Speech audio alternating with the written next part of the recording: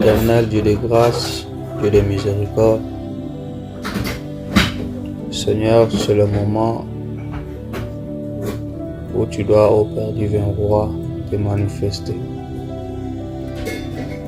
Seigneur, tu as dit, l'heure vient,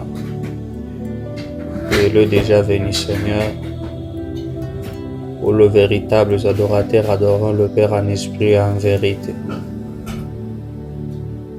Où les véritables adorateurs comprendront l'écriture en esprit et en vérité. Ce n'est pas, Seigneur divin roi, des discours persuasifs, Seigneur. C'est une parole, c'est une onction, Seigneur, merci. C'est une présence, Seigneur, qui est cachée dans ces Écritures. Et en tant qu'humain, Seigneur, je pourrais comprendre une de ces Écritures mal, mais tu as promis par ton Saint-Esprit de m'aider, Seigneur, de m'assister, afin de sortir le plan, Seigneur, de la rédemption caché dans ces choses.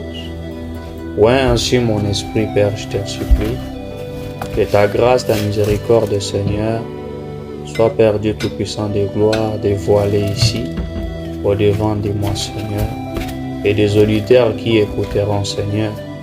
Ceci, Seigneur Dieu bien-aimé de gloire, est ta volonté, ô Père Céleste.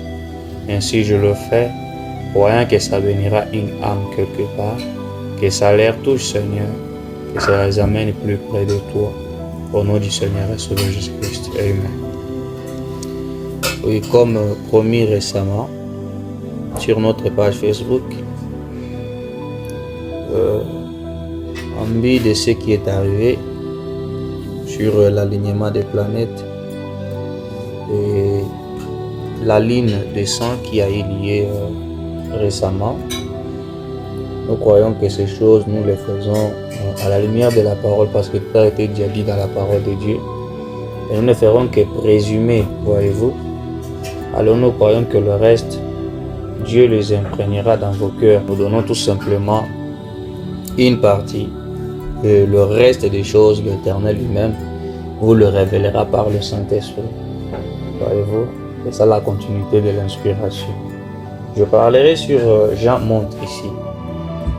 Je lirai d'abord la Bible, d'après chapitre 4, verset 1 jusqu'à 2. Il est dit, après cela, je regardais et voici une porte était ouverte dans le ciel. La première voix que j'avais entendue, comme le son d'une trompette, et qui me parlait, dit, monte ici. Et je te ferai voir ce qui doit arriver dans la suite. J'ajoute Job 38. Je commencerai au verset 33, puis je lirai 31 jusqu'à 32. Connais-tu les lois du ciel? Règles-tu son pouvoir sur la terre? Notes-tu les liens des Pléiades? Ou détaches-tu les cordages de l'Orient? Fais-tu paraître en l'air temps le signe du zodiaque et conduis-tu la grande ours avec ses petits? Voyez-vous, ce sont des écritures tellement profondes que l'Éternel ajoute ce riche bénédiction à la lecture de ces saintes écritures. Ces saintes écritures révèlent des caractères ainsi très sacrés, et révèlent de même aussi le secret que l'Éternel a caché derrière ces choses. C'est pourquoi l'Esprit parlant à Jean, lui disant les choses que tu as vues, faisant allusion à ce qui est dans Apocalypse chapitre 1, verset 1 jusqu'à 9, c'était la personnalité du Fils de l'homme qui est Jésus-Christ lui-même. Il lui dit encore, et après tu verras les choses qui sont, c'est-à-dire les choses qui étaient comme le message qui concernait l'Église des gentils, de cet âge de l'Église, comme Fobanam les a décrits dans l'exposé de cet âge. Et après, il y avait les choses qui étaient aussi très importantes et très capitales. C'était les choses qui seront après ces autres choses, c'est-à-dire après ce que Jean a vu, la vision du Fils de l'homme, après ce que Jean était en train de voir qui concernait l'Église. Et il y avait autres caractères, autres étapes qui devraient suivre. C'était les choses qui seront si après. C'est comme ça que la Bible appelle ces choses-là, c'est-à-dire les choses qui viendront dans le futur. Et vous, Et c'est comme ça que le livre d'Apocalypse est écrit, le présent, le passé et le futur. C'est pourquoi, si vous remarquez à partir de l'Apocalypse chapitre 1, verset 1 jusqu'à 9, c'était une certaine partie qui concernait la vision du Fils de l'homme. Et si vous observez encore et réobservez, vous étudiez la parole sur Apocalypse chapitre 2 jusqu'à 3, des versets 1 jusqu'à 22, c'est une autre partie qui concernait les âges de l'Église, ce qui est la deuxième partie. Et l'intervalle qui commence à partir du chapitre 4 jusqu'à de l'autre côté, vous allez voir que c'est une autre partie. Ça ne fait que révéler les fonctions du Dieu créateur lui-même, parce qu'il était, il suit et il sera encore. Voyez-vous. Nous sommes ainsi reconnaissants qu'aujourd'hui on ne peut pas encore subir des persécutions contre l'Église, mais ce qui est étonnant, il y a une persécution spirituelle qui est en train de faire une invasion dans l'Église. Voyez-vous, tous les mauvais esprits commencent à se cacher derrière le nom de Jésus. Mais à cette époque-là, Jean était sur l'île de Patmos à cause du témoignage de la parole du sang.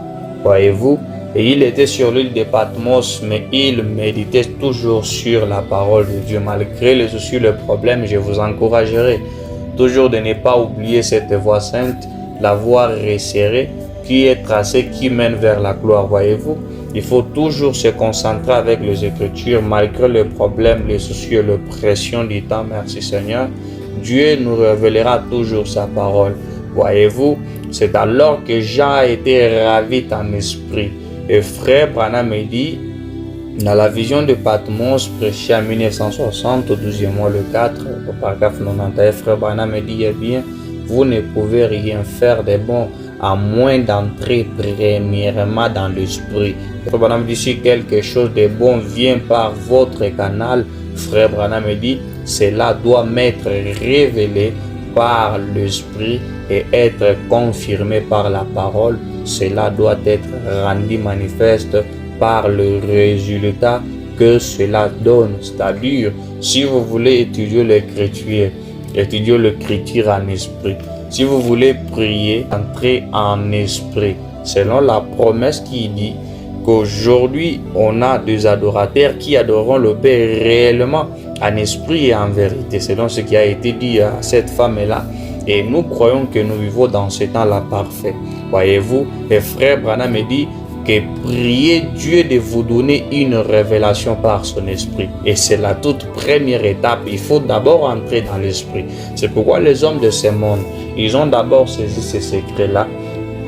Et chaque fois qu'il y a des choses qui peut-être seront utilisées dans le futur, les choses que nous utilisons d'abord aujourd'hui, il y a eu quelqu'un qui était entré en esprit. Il a eu d'abord une inspiration.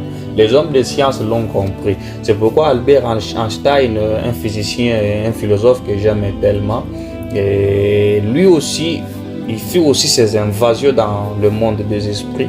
Il avait découvert qu'il y a les effets photoélectriques en 1905. Il a aussi contribué à la cosmologie. C'est pourquoi il fit même une lettre un jour où il était en train de donner des conseils tellement sages au président de l'Amérique en 1939, où il était en train de leur dire, et vous voyez à cause de la Deuxième Guerre mondiale et comment l'OTAN est en train de monter, je vous conseillerais de faire une arme nucléaire. Il faut avoir de l'emprise sur eux. Donc il faut le devancer en esprit. C'est de cette manière-là. Les hommes des sciences ont compris cette loi. Ils ont compris cette loi de devancer, mais au travers de l'esprit. C'est pourquoi chaque chrétien doit aussi avoir l'art d'entrer dans l'esprit. Pour entrer dans l'esprit, il y a des principes. C'est comme associer quelqu'un à la magie.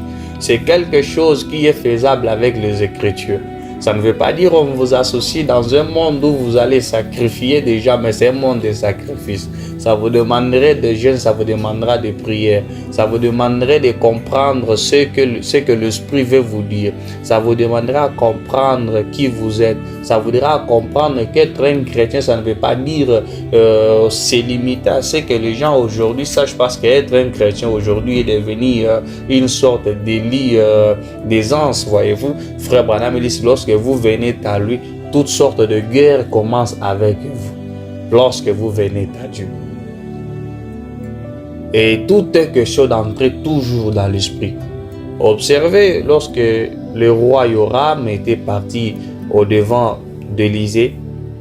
Élisée, voyant le fils d'Akab, un homme qui a persécuté les prophètes, qui a persécuté les élus autrefois, venir pour consulter le Dieu d'Israël, alors le prophète s'était fâché. Merci Seigneur. Le prophète ne voulait pas encore parler à cet enfant-là. Il pouvait lui dire, allez consulter le Dieu de tes pères. Allez consulter le prophète de Baal qui autrefois prophétisait pour Akab. Mais cause et par égard pour Josaphat, le prophète pouvait se rabaisser, sa colère pouvait descendre pour qu'Élisée puisse entrer en esprit. Dans 2 Rois chapitre 3, il pouvait appeler un joueur de harpe. Et lorsque le joueur venait commencer à jouer l'harpe, il était en train maintenant d'entrer dans l'esprit. Alors un message pouvait tomber. Voyez-vous? C'est pourquoi même si vous êtes en contact avec le prophète, le voyant, les gens qui ont des visions, les tourmentiges, vous verrez que ces gens-là, ils vous diront qu'avant que quelque chose ne sorte, cela doit d'abord venir et émaner par la puissance de Dieu, soit par un certain autre esprit contraire, parce que tous ne prophétiseront pas, mais simplement par le Saint-Esprit. Mais il y a aussi ceux-là, le vrai et le véritable, qui prophétisent au travers du Saint-Esprit. Voyez-vous, ils vous diront avant que cela ne se passe, on a d'abord besoin d'entrer dans l'esprit. Voyez-vous, il est vrai que des fois l'Éternel peut nous frapper avec un certain secret directement, du coup par sa miséricorde et par sa manière de faire, parce qu'on ne peut pas lui juger. Mais la plupart des temps, on a toujours besoin d'entrer dans l'esprit. C'est pourquoi lorsqu'on amène un malade, on amène quelqu'un qui a la pauvreté, qui a un démon, on commence d'abord par chanter. On ne chante pas parce qu'on a l'habitude de le faire, mais lorsqu'on chante, on est en train de changer d'atmosphère, en fait d'entrer dans l'esprit. Voyez-vous, c'est pourquoi aujourd'hui, voyant tout ce qui est en train d'arriver dans le monde aujourd'hui, si on pouvait entrer dans l'esprit, comprendre pourquoi tout ceci est en train d'arriver, comprendre que toutes ces choses ont été écrites dans la Bible, et ce n'est pas tout simplement par une seule écriture ou deux, mais c'est presque au courant de toute la Bible, on aura alors besoin d'entrer dans l'esprit. Et Dieu pourrait nous révéler pourquoi il y a eu même ces alignements de ces planètes. Pourquoi est-ce qu'il y a eu ces étoiles alignées de cette manière? Pourquoi est-ce qu'il y a eu cette lune du sang après 28 février de l'année 2026? Voyez-vous, ce n'est pas des discours persuasifs et théologiques faits de main d'homme, mais tout est déjà caché dans l'écriture. C'est pourquoi Frère Branham dit dans l'exposé de cet âge, au page 46, Frère Branham dit Jean était dans l'esprit et à ce moment-là, il a vu le grand et merveilleux jour du Seigneur Jésus et toute sa sainte puissance. L'avenir allait être dévoilé, car Dieu se préparait à l'enseigner. Jean n'a pas dit que c'était une trompette, mais Jean dit la voix qui lui avait appelé était semblable à une trompette. Or, quand une trompette retentit, oh gloire à Dieu, cela t'exprime une urgence. C'est comme les héros, le messager du roi qui va au devant des gens, il sonne de la trompette. C'est un appel urgent. Les gens se rassemblent pour écouter. Israël s'est rassemblé toujours au son d'une trompette. Quelque chose d'important approche, écoutez cela. Donc, cette voix appelle d'une façon aussi pressante qu'une trompette.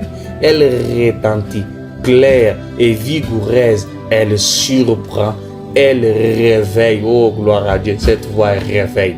Elle est comme une trompette. Oh, puissions-nous donc entendre la voix de Dieu comme une trompette aujourd'hui, car c'est la trompette de l'évangile qui fait retentir, écoutez très bien, qui fait retentir la parole de prophétie. Voilà la parole que moi j'ai toujours étudiée, la parole que le docteur Lisngali ont toujours étudiée, la parole que le croyant éclairé étudie, c'est la parole de la prophétie.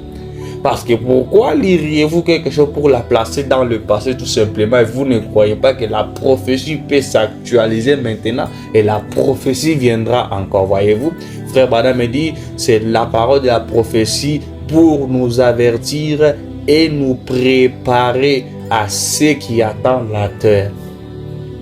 Voyez-vous? C'est pourquoi lorsque vous lisez la parole, c'est comme le lion lui-même qui est en train de rugir. Et la Bible dit, lorsque le lion rugit, qui ne saura prophétiser? Qui ne saura comprendre que Dieu est en train de parler d'un langage clair? Voyez-vous? Dans la parole, il y a une puissance, c'est la lumière du soleil qui n'épargne aucune créature. Et chaque personne qui a soif viendra puiser de cette eau de la parole, ces écritures saintes, et sa soif sera abreuvée.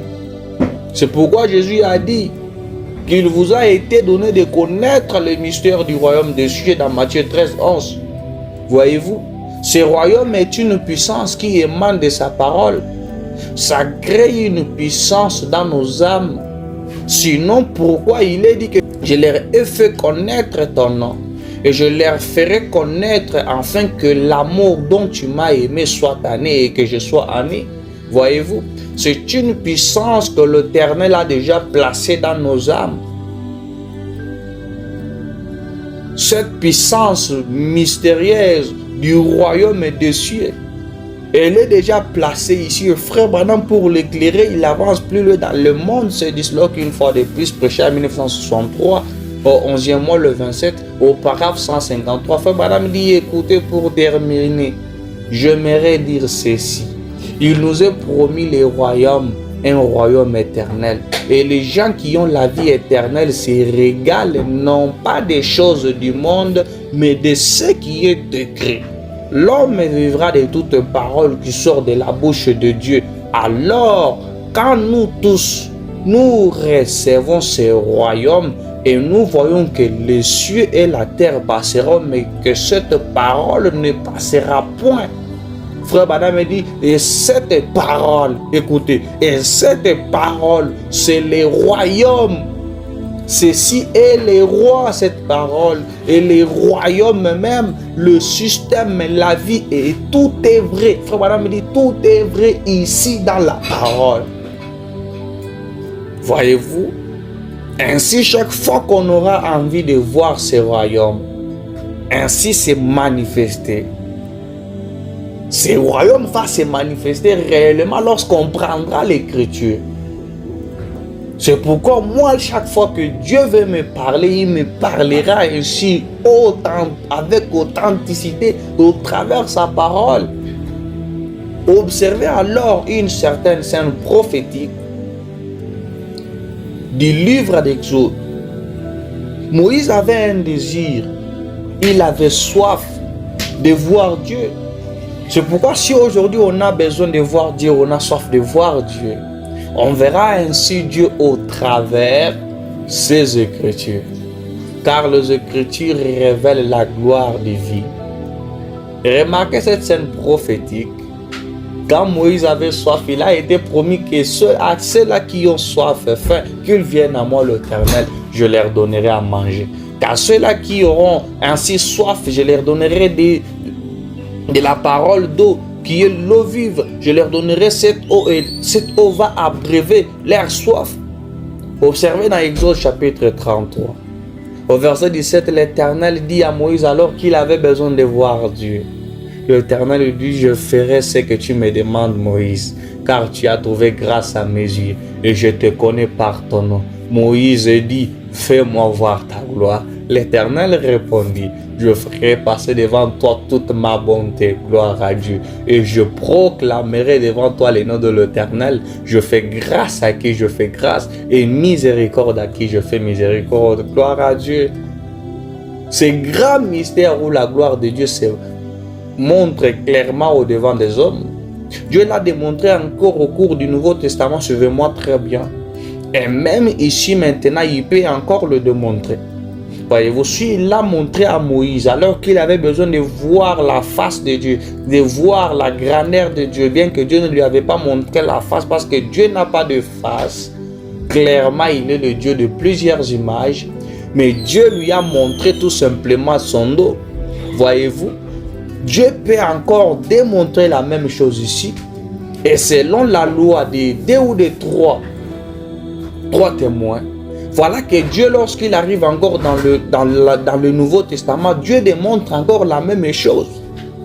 Il est dit dans Matthieu 16, 28, je vous le dis en vérité, que quelques ça c'était le parole de Christ lui-même qui s'adressait à ses disciples. Il leur disait que certains parmi vous ne mourront jamais sans pour autant voir le Fils de l'homme venir dans son règne sur la terre.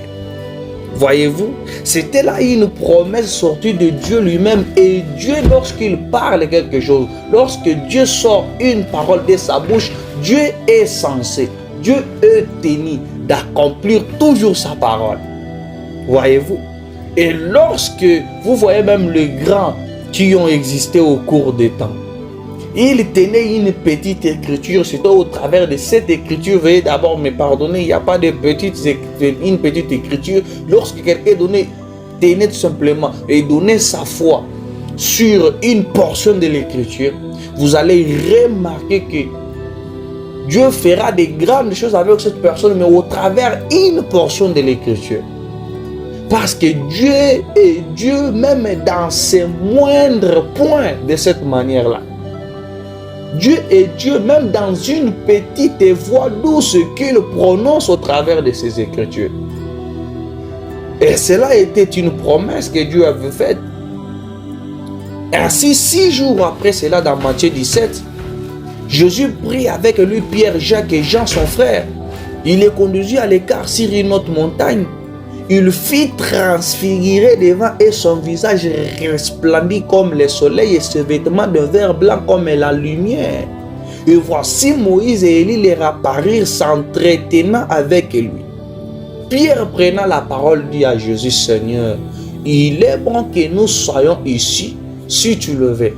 Je dresserai ici 3 tentes, une pour toi, une pour Moïse et une pour Élie. Comme il parlait, Pierre parlant ainsi, une nuée lumineuse les couvrit. Et voici une voix se fit entendre de la nuée ces paroles disant, celui-ci est mon fils bien-aimé, en qui je mets toute mon affection. Écoutez-le, gloire à Dieu. Lorsqu'ils entendirent cette voix, les disciples tombèrent sur leur face et firent saisir d'une grande frayeur. Mais Jésus s'approchant d'eux, les toucha et leur dit, levez-vous, n'ayez pas peur. Ainsi ils levèrent les yeux, ne virent que Jésus lui-même. Frère Branham, interprétant cette scène, il dit que la gloire que Dieu avait manifestée à ces gens accomplissait réellement les paroles que Jésus leur avait dit, que les uns d'entre vous ne mourront jamais sans pour autant voir le Fils de l'homme venir sur la terre. Voyez-vous, Dieu est fidèle et Dieu tient toujours ses paroles. Ainsi nous croyons de tout cœur que l'Éternel Dieu, il se levera encore ici dans cet âge ici afin d'accomplir sa parole. Voyez-vous, Dieu leur a montré sa gloire, Jésus qui est transfiguré d'ailleurs sur la terre, afin de leur prouver par l'écriture qu'il ne ment jamais et que la Bible ne se contredit jamais. Et ce n'était pas fini. Un jour, Jean s'était couché sur la poitrine de Jésus. Mais Jésus était en train de parler après cet événement.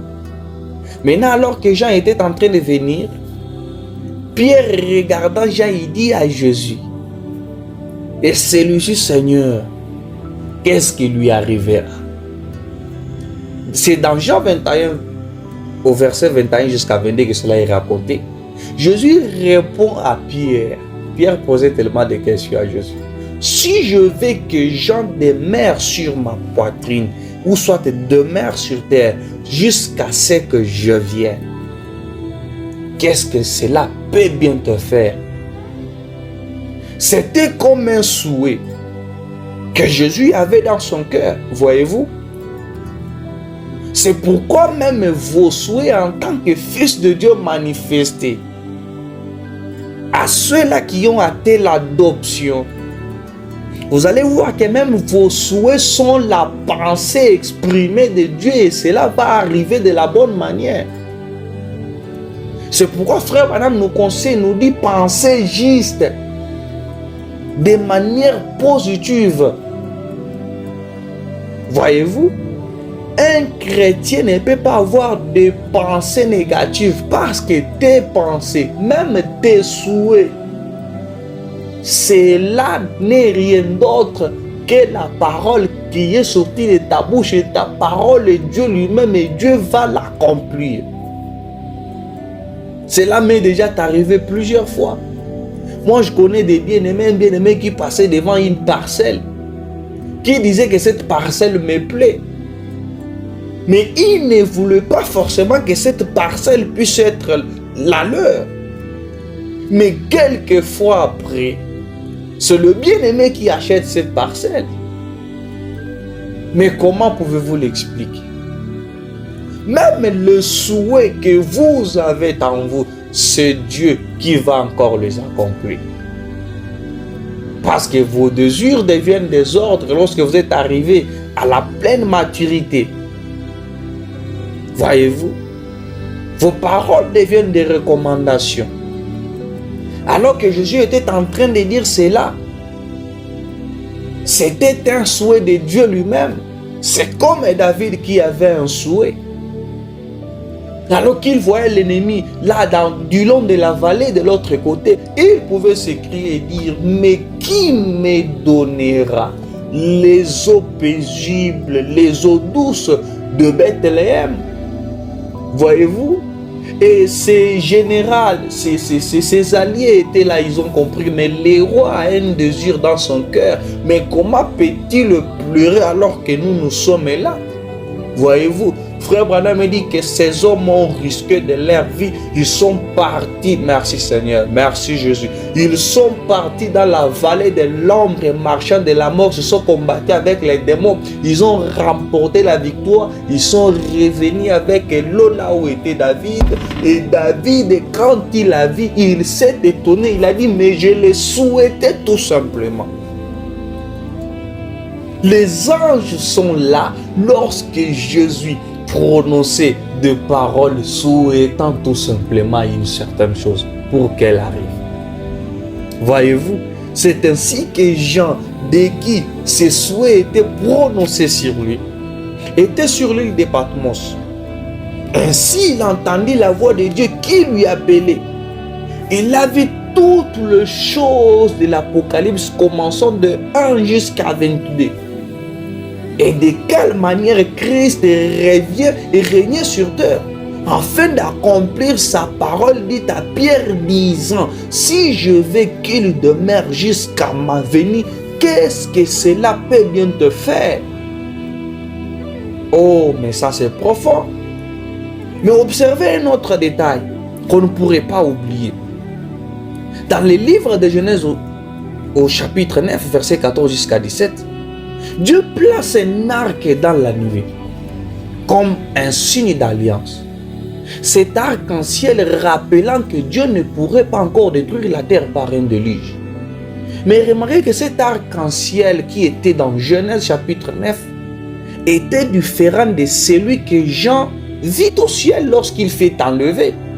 Voyez-vous, celui-ci de Genèse était qu'une moitié. Donc aujourd'hui nous voyons l'arc-en-ciel. L'arc-en-ciel n'est pas rond, mais l'arc-en-ciel est tout simplement une partie. Mais il y a une autre partie de l'arc-en-ciel parce que Dieu est rond, voyez-vous. Dieu est comme une sorte de cercle de cette manière-là. Mais lorsque Jean a été enlevé au chapitre 4 de l'Apocalypse, au verset 3, vous voyez que Jean, ce qu'il avait vu était un arc-en-ciel circulaire rond, comme celui-là qu'avait vu Ézéchiel de l'autre côté. Parce que Dieu, il reviendra encore au point de départ. Ce qu'il avait fait là-bas, il le fera encore ici. Dieu est comme un cercle lui-même. Et ce que Jean avait vu, il avait vu la totalité de la divinité de Dieu. La splendeur de toutes sortes de secrets qui étaient dévoilés au-devant de lui. Comme il était entré en esprit, Dieu était en train de lui montrer sa gloire. C'était la même vision qu'Ézéchiel avait vue. Dans la parole vivante qui est la version de cette Bible-là, il est dit que là, dans le pays des Babyloniens, au bord du Kébar, le Seigneur m'a parlé et sa puissance m'a saisi. Voici ce que j'ai vu. Un vent violent vient du nord. Il amène un gros nuage entouré de lumière. Des éclairs en sortent de tous côtés. Son centre est en flamme. Il brille comme de l'or rougi au feu. Mais j'aime ça. Là, on voit comme une pierre de saphir qui a la forme d'un siège des rois. Et sur cette sorte de siège, tout en haut, il y a une forme qui ressemble à un être humain. Je vois cette forme briller comme du métal poli et il paraît entouré de feu. Oh, le feu du vent. Merci Seigneur. Au-dessus et au-dessous de ce qui ressemble à sa taille, je vois quelque chose comme du feu qui l'éclaire de tous les côtés. La lumière qui l'entoure ressemble à celle de l'arc-en-ciel qui brille dans les nuages en un jour de pluie. C'est le reflet, merci, c'est le reflet de la gloire du Seigneur.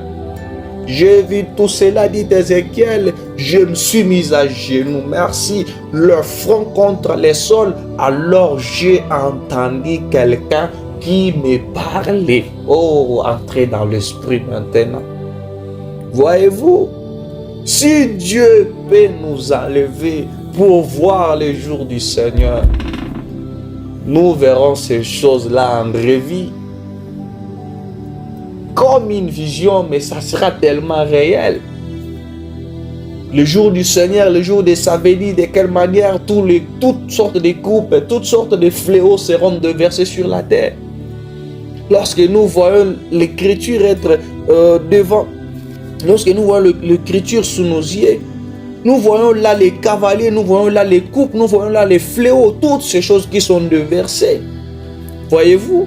Là, nous entendons maintenant la voix de Dieu. Là, nous avons la vision claire de l'arc-en-ciel dans sa toute ronde.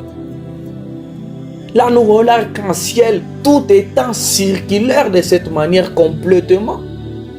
C'est la gloire manifestée de Dieu au travers laquelle aucun secret n'est épargné.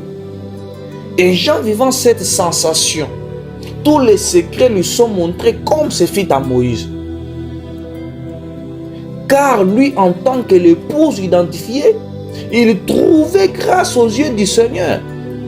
C'est pourquoi Jésus pouvait lui dire, frère Wanam l'interprète dans l'exposé des stades de l'église au page 61, il dit que ne crains point Jean, ne crains point petit troupeau, tout ce que je suis, vous en êtes héritier. Tout mon pouvoir vous appartient. Ma toute puissance, oh ma toute puissance est à vous alors que je suis au milieu de vous. C'est-à-dire quand je suis en toi.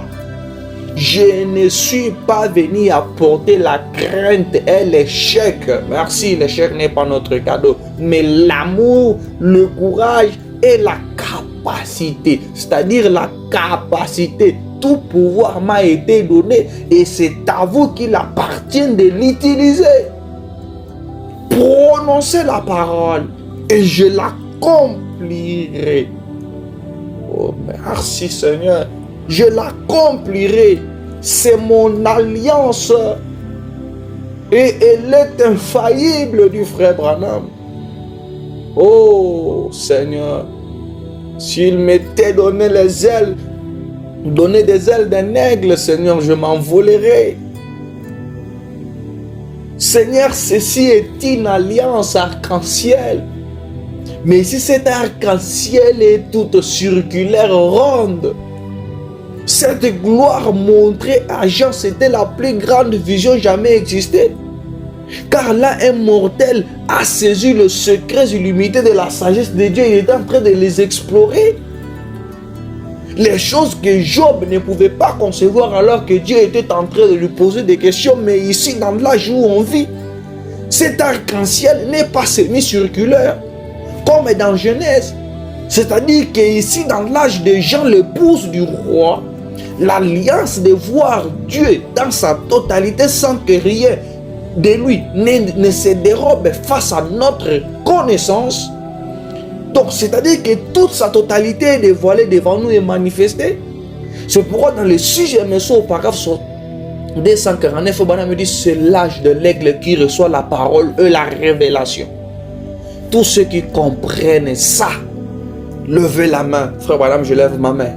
Frère Branham dit, très bien, très bien. Bon, voyez-vous, si vous pouvez voir ici, sous ces sceaux, s'ils peuvent être 3 points de suspension, une fois qu'ils sont ouverts, Frère Branham me dit, vous pouvez voir exactement ce que Dieu est en train de faire, ce qu'il a déjà fait et ce qu'il va faire. Frère Branham me dit, le voici exactement. Lorsque nous voyons la bonté de Dieu, Seigneur, montre-nous ta gloire. Parce que Dieu ne nous montrera pas simplement une gloire, mais il se dévoilera donc devant nous, devant toute sa bonté. C'est comme une femme qui se dévoile devant son mari. Rien n'est caché. Voyez-vous? C'est pourquoi Frère Branham me dit que Jean représentait l'épouse. C'est pourquoi Frère Branham, arrivant sur le silence du 7e sceau, il dit que ce qui s'était passé sur le 7e sceau, c'est Apocalypse chapitre 10. Mais on lui pose la question, Frère Branham, est-ce que les tonnerres ont été révélés? Frère Branham me dit oui. Il dit c'était dans les sceaux. Et après, il arrive sur l'enseignement sur le 7e sceau. Et il dit qu'une seule chose m'a été révélée. Et le reste, nous ne pouvons pas nous avancer. Nous nous limitons par ici. Mais lorsqu'on arrive sous ce testament où toute la bonté de Dieu nous est révélée, ça ne veut pas dire que toutes ces choses-là, nous ne les connaissons pas. Jean qui représentait l'épouse étant enlevé, il avait vu ce qu'étaient ses secrets, ce tonnerre, mais il lui a été interdit de les écrire, mais il les avait entendus. S'il pouvait sortir de sa transe, on lui demandait Jean, mais que disait, c'est cette tonnerre mystérieuse. Jean pouvait être capable de les énumérer parce que c'était des voix. Ça parlait, c'est comme si ça épelait de certaines choses. Merci Seigneur. Frère Branham me dit, nous verrons ce qu'il a déjà fait, ce qu'il va faire, et les voici exactement. Mais si on peut le voir, si Jean nous représentait comme église, c'est-à-dire que l'église, c'est ses secrets mystères, parce que nous sommes montés maintenant dans l'esprit. Alors que la nuée, Frère Branham me dit des fois, elle était comme si elle descendait, elle remontait. Oh, une véritable échelle de Jacob. Là où les anges montaient et descendaient, nous avons la pleine vision, full vision de la gloire et la manifestation divine. Donc nous savons ce que sont ces secrets mystères. Et moi je le sais, tous nous le savons. Frère Branham me dit, tu as exposé de cette page 40. Frère Branham me dit, Jean a reconnu cette voix. Et si vous êtes l'un des siens, vous reconnaîtrez cette voix quand tu l'appelleras. Oh, je suis heureux de dire, je suis l'un d'entre eux. Frère Branham me dit, si vous êtes l'un d'entre eux, vous saurez lorsque cette voix appellera. J'avais passé l'étape où quand Dieu parlait, il n'arrivait plus à déchiffrer le langage de Dieu. Parce que tous ces symboles, des fois, ils tombaient, il fallait que l'ange lui redonne le courage pour lui dire, Jean, réveille-toi, ouvre tes yeux. Ce n'est pas le temps, donc, si Dieu nous parlait comme c'était sur le mont Sinaï, vous allez fuir, dire que Moïse seul doit parler avec lui. Mais maintenant, Dieu traite avec toi. Voyez-vous? Jean a vu l'arc-en-ciel dans sa totalité. L'arc-en-ciel, c'est les attitudes même de qui est Dieu, sa manière d'être, l'exposition de toutes ses capacités. Et il s'est retrouvé dans le labo de qui est Dieu lui-même. C'est pourquoi maintenant, frère Branham me dit, dans l'exposé des stages, page 233, frère Branham me dit, au paragraphe 223, il dit, c'est l'étoile du matin qui est visible au moment où la lumière du soleil commence à briller. Quand notre soleil Jésus viendra, il n'y aura plus besoin de messagers. Il nous apportera lui-même son message d'encouragement. Alors qu'il régnera dans son royaume et que nous vivrons dans sa présence, la lumière de la parole deviendra de plus en plus brillante en notre jour de perfection. C'est-à-dire comment? Avant d'ailleurs que nous n'arrivons même dans le millénium où tous les secrets seront exposés, où nous jurons, avant d'aller d'abord dans l'éternité où il n'y aura plus de maladies, où toute la connaissance lumière sera, parce que l'agneau lui-même sera la lumière de la ville, comme le soleil. Il n'y aura pas l'inconnaissance là-bas. Là-bas, tout sera connu. Voyez-vous? Il n'y aura pas je ne peux pas comprendre ça. Là-bas, tout sera connu. Mais lorsque nous sommes encore sur cette terre et que nous sommes arrivés à la stature d'un homme parfait, c'est ça le problème, comme je parlais à un bien-aimé, qu'aujourd'hui les gens ne comprennent même pas réellement ce qu'est être un chrétien. C'est pourquoi frère Branham s'écriait toujours, disait, le chrétien ne reconnaissait pas la puissance que Dieu a mis entre leurs mains. Voyez-vous? Parce que si un rosicrétien regarde la photo de frère Branham, reconnaît que ça c'est la photo d'un grand maître, mais que dire de ce que vous possédez maintenant? C'est reste tout simplement un fait inerte sur une photo. Mais vous êtes bien plus que cela. Voyez-vous? Vous êtes bien plus que cela. Merci Seigneur. Vous êtes bien plus que cela quand vous atteignez la pleine manifestation de l'adoption. Là où tes paroles deviennent les paroles de Dieu. Frère Branham me dit que la parole deviendra de plus en plus brillante en ton jour de perfection. C'est pourquoi tu comprends des choses de cette manière-là. Un illuminé de la parole. Voyez-vous? Le secret qui émane de la pensée de Dieu, ceux-là sont projetés sur toi parce que sa lumière, donc te regarde face à face et tu comprends ces choses-là. Donc les choses qui nous seront exposées dans l'éternité clairement et nous les comprendrons sans difficulté. Maintenant nous sommes en train de goûter à cela petit à petit et nous sommes en train de nous réjouir avec ça. Voyez-vous? C'est ça la puissance de la parole. Et si on aura alors besoin de connaître ce que sont ces choses cachées, non révélées au public comme le 7e leçon, ces alignements de planètes, le message qui sont cachés derrière ces choses-là et leurs conséquences, il faut crier vers Jean de Patmos, car c'est lui qui a vu la splendeur de la gloire comme Moïse. Lui connaît la forêt des zodiaques très bien plus que personne. Plus que Job de l'autre côté, parce que Job ne pouvait pas comprendre les alignements de toutes ces choses-là selon leur ordre. Voyez-vous? Mais nous sommes heureux. Il vous a été donné la grâce de connaître le mystère de ces choses. Alors, chers sentinelles, que dit-il de la nuit? Que dit-il de cet alignement de planètes qui s'est déroulé ce 28 février? C'est tout simplement une écriture habituelle que l'on lit dans Job. Fixes-tu les limites et tout ce qui va avec l'Orion, le Pléiade et tout?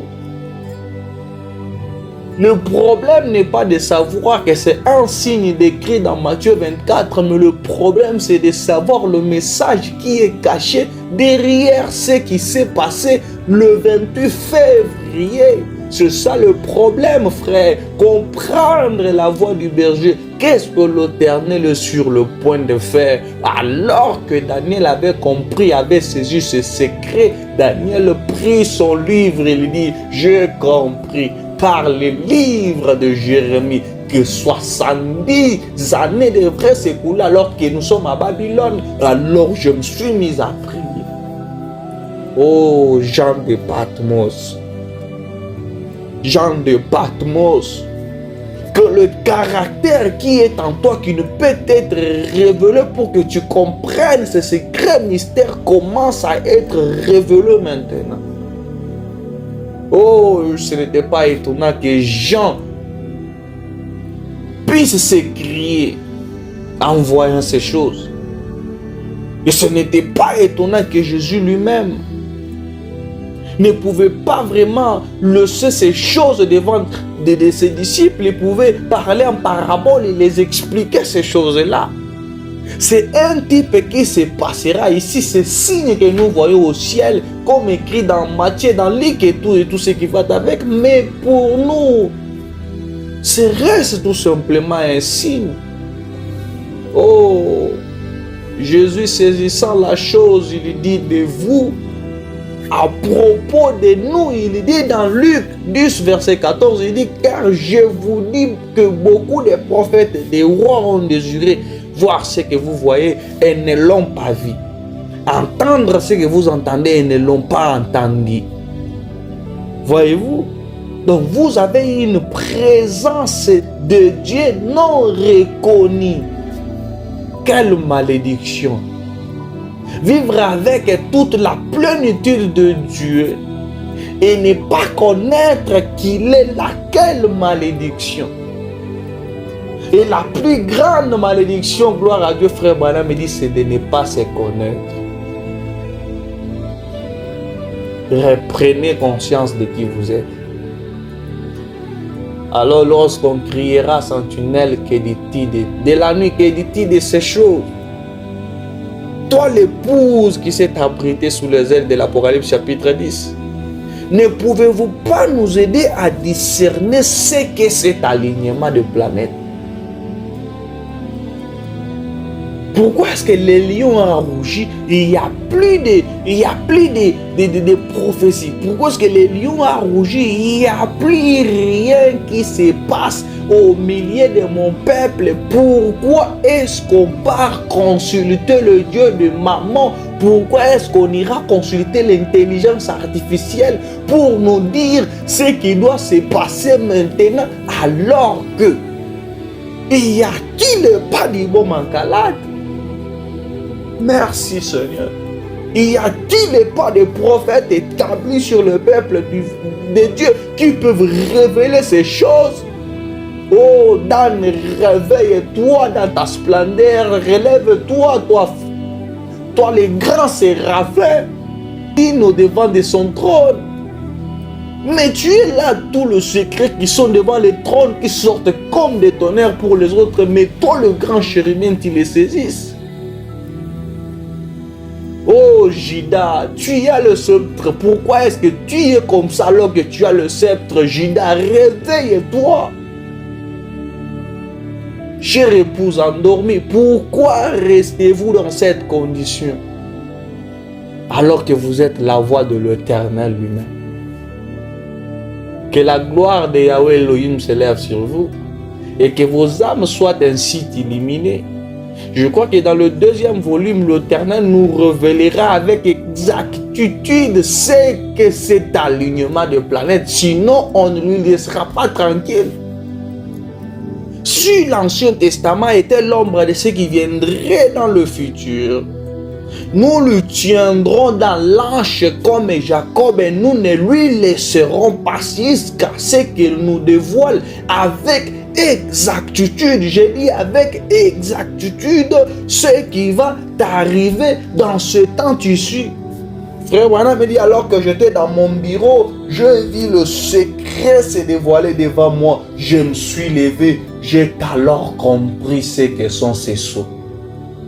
Mais Dieu de Branham, où es-tu? Le Dieu d'Élie, où es-tu?